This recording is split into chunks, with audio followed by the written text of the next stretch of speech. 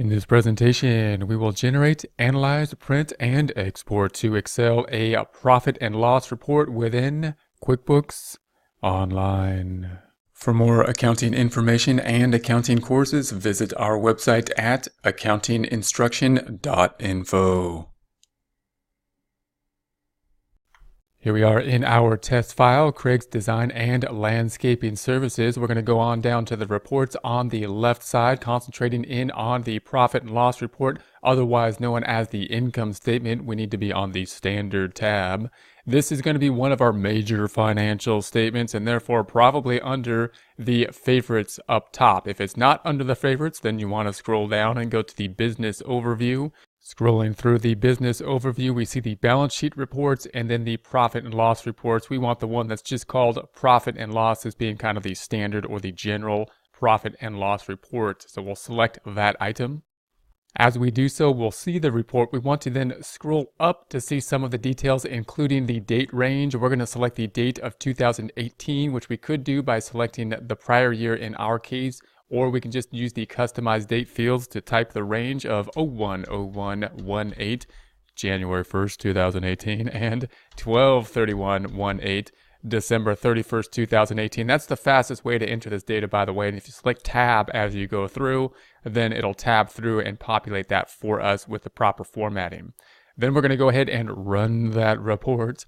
Here we have it. We scroll back down, we have this information.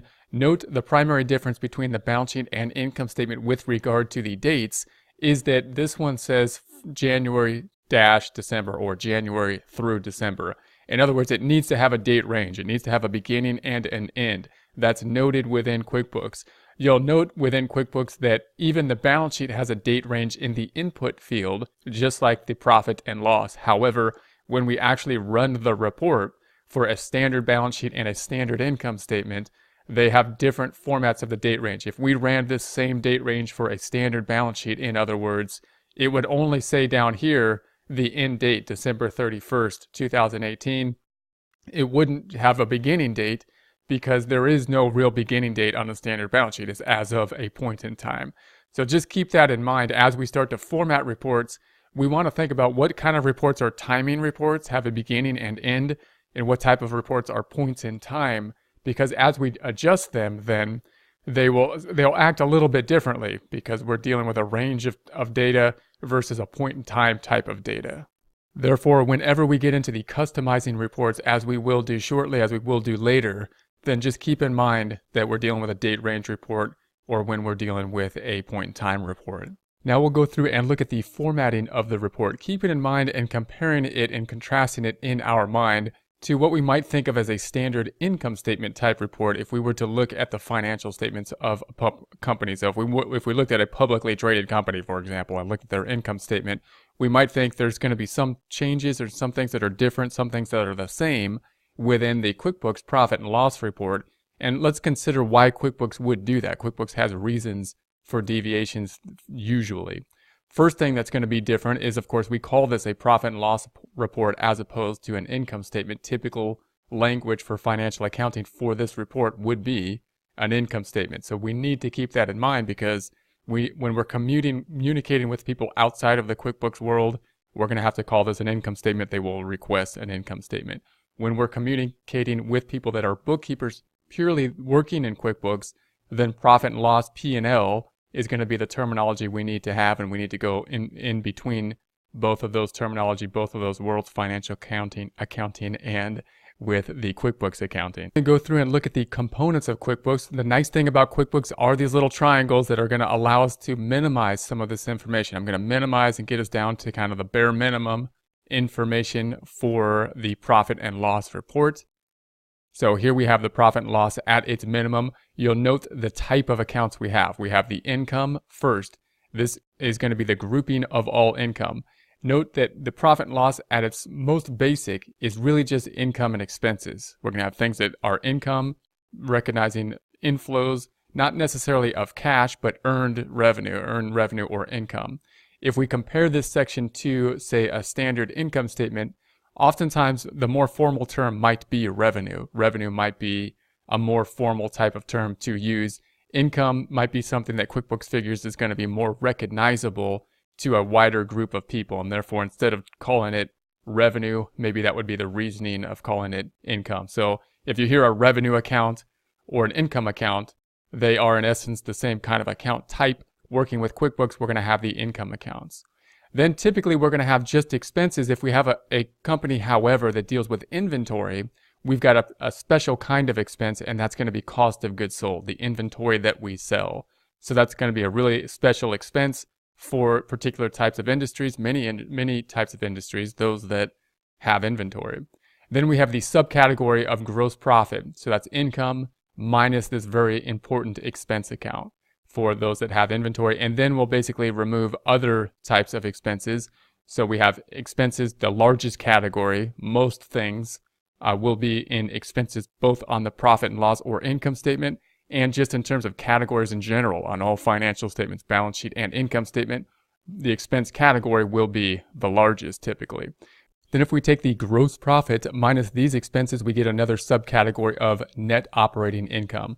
This is going to be the standard income that we can kind of rely on as the normal income, the normal operating income from normal types of operations, as opposed to the other type of expenses that may not be part of normal operations. For whatever reason, we want to break them out as other types of expenses, things that we don't really need as part of the normal operations, things possibly that might change from period to period and therefore aren't things that we want to budget on in the same way as we would think about the net operating income activities, the net operating activities, in other words, in some way reflecting the true performance of our business, whereas the other expenses are outside of that performance realm for some reason. Then we're going to put the other expenses down below. They're going to be those items that we're going to say are outside of the norm of the business for one reason or the other. They're not part of our normal operations. For one reason or the other, they shouldn't be included as basically a judgment on our performance, or they may change from period to period, and therefore we want to put them in the other expenses. Our net operating income then minus these other expenses is going to give us finally our net income. So the bottom line, if we have a simplified income statement where we are a service company and we haven't broken out any other income, we're basically just breaking out income minus expenses, revenue or income minus expenses. We have a few more subcategories along the way here, which just means that we're going to break out these expenses into other types of subcategories and just take some stops along the way. Instead of just saying revenue minus expense, we're going to say revenue or income minus this special expense, giving us this stop along the way, this gross profit, this subcategory, minus the other expenses or the normal expenses. That's going to give us another stop along the way. And then we're going to take off the other expenses that are, the unusual expenses, and that's going to be another stop along the way to get to net income. In essence, though, we got just revenue minus expenses. Let's take a look at some more detail of each of these. If we go into the income account, we're going to select this item, see the detail of it. Now, because of the type of industry being design and landscaping, we have a lot of information in the income accounts because we're dealing with basically different types of jobs. This will not be the case for many other type of industries. For example, if we had a service company, if we did bookkeeping type services, then we'd probably just have one line item that would be bookkeeping. We could break out to major categories of bookkeeping that we might bill separately and have different income accounts related to it. But really, all the revenues, it could be grouped up into one income statement account, which would be the bookkeeping. If we sell things, if we sell merchandise, then if we just buy merchandise and sell merchandise, then oftentimes the terminology for the income account will be just sales. We'll have sales up top, which is basically just income or revenue, the name that we're calling income or revenue.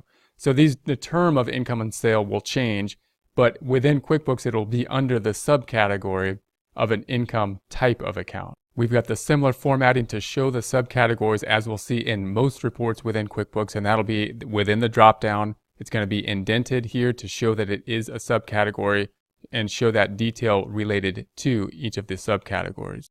Then we'll have at the bottom line the total income. So this is going to be our total income item. Then we're going to take a look at the cost of goods sold. So we'll select this. Remember that this is a special expense for companies that have inventory. So if we select that, we got the cost of goods sold. We got the one number, in this case, being that cost of goods sold. Although there's not a lot of detail within the cost of goods sold, it's really important to many businesses because it gives us this subcategory of gross profit. So we've got the income minus the cost of goods sold gives us the gross profit. And then we're going to have all the other expenses. And this is going to be normal no matter what type of industry we will have. We'll have the expense category. If we go into the expense category, note what's been done here we have a lot of subcategories within the expenses. We've got automobile, and we subcategories the fuel within it to give us the total autos. We'll talk more about how to create subcategories. Some people really like to have a lot of subcategories to have more detail. Some people like to have less subcategories because it does extend or kind of make the report look more complicated. So you got to find that happy medium where you want the subcategory to give you more detail. It's a measurement of more detail versus too much detail, too much to look at kind of information. Also note the order of the accounts. They're going to be in order, of course, by type. We've got the income accounts first, then the expense accounts. Within the expense accounts, because we have many of them, if we have no account numbers, it's going to be ordered by basically alphabetical order within the account type. Therefore, we always want to remember that if we need to add a new account, it's really important to know which account type it's going to be. We need to visualize on the income statement or the financials in general, where is it going to lie? And if we have a visual of the financial statements, then we can choose the correct account type. Then within the accounts, it'll be ordered in alphabetical order if we have no account numbers or any other type of ordering system that we have set up. You can see that the expenses are going to be the largest component. They're all going to be grouped together then. If we sum up all of these expenses, we're going to get the total expenses. The expenses will be the largest component in terms of just the amount of accounts because we're going to be dealing with the most type of things in order to help our service along to get the business going, as opposed to the income accounts where we're specializing in a few different things usually. So our income is where hopefully larger in dollar amount, but it's going to be smaller in terms of the number of accounts and the amount of detail because we're basically paying for everything else and specializing and doing one thing. If we then add up all those expenses and we subtract out gross profit minus the expenses, we get the net operating income. This should be our normal, basically, income from operations. This is our performance. Then if we go down to other expenses, we're going to group certain items in other expenses, in this case, miscellaneous.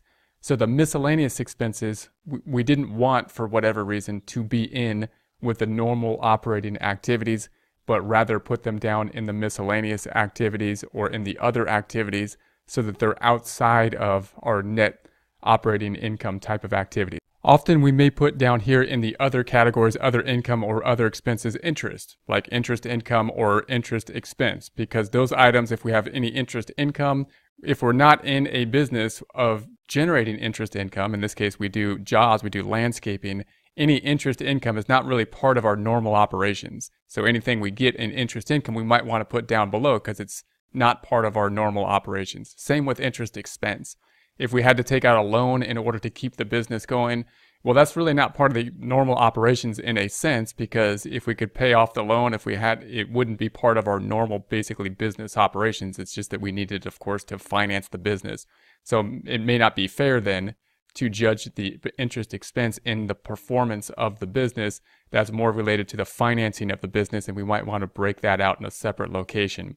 Also, anything that's just unusual in nature, it doesn't happen all that much. In other words, we don't want to budget on it happening in the future. It's not going to be part of normal operating activities, and therefore we might want to put it into the other expenses down below so it doesn't distort our net income as we compare from period to period. And then, of course, the bottom line is going to be the net income.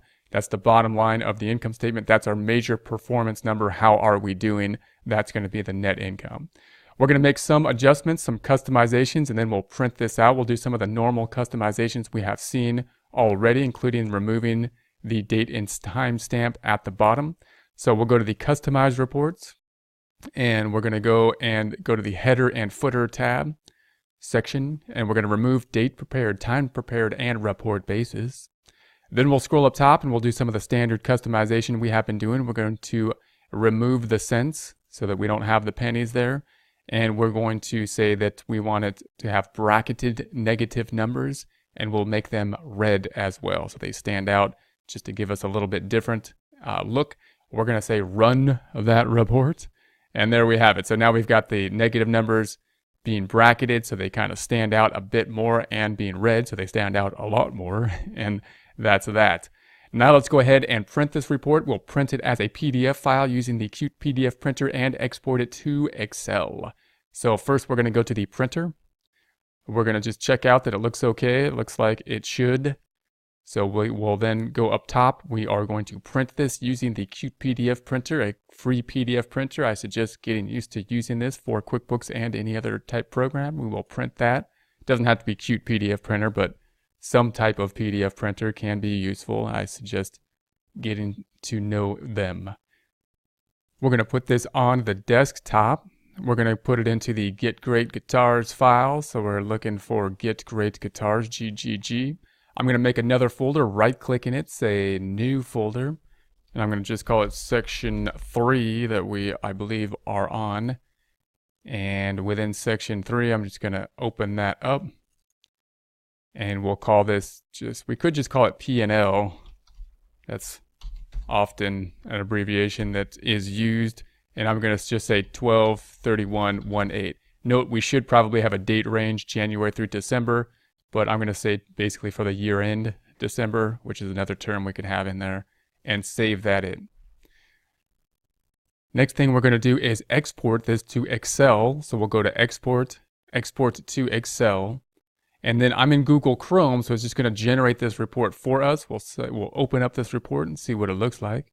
Notice the generation of the report may look different in other softwares. We're then going to go to the second tab and just look at the page layout and see if it looks like it should. Looks pretty good. There we have it. We'll go back to the normal so it fits all on the page. There's the printouted page. So we're going to go ahead and save this. I'm going to go to File tab, Save As. We're going to browse. And we'll put this on the desktop. We're going to go to Get Great Guitars, Section 3. And I'm just going to call it P&L, but it's not a PDF file. And there we have 12/31/18 and save. Then if we go into our folder, we're going to be in Section 3, and here we have our PDF file. So that looks good. Closing this out, we have our Excel sheet. As we continue through this section, we will just keep on working through this information and adding reports. Once again, sorting these reports, printing these reports. Good practice to do. Recommend following along and working through that and printing these reports out, exporting to Excel. Practice how to sort them, how you would then give them to others. For more accounting information and accounting courses, visit our website at accountinginstruction.info.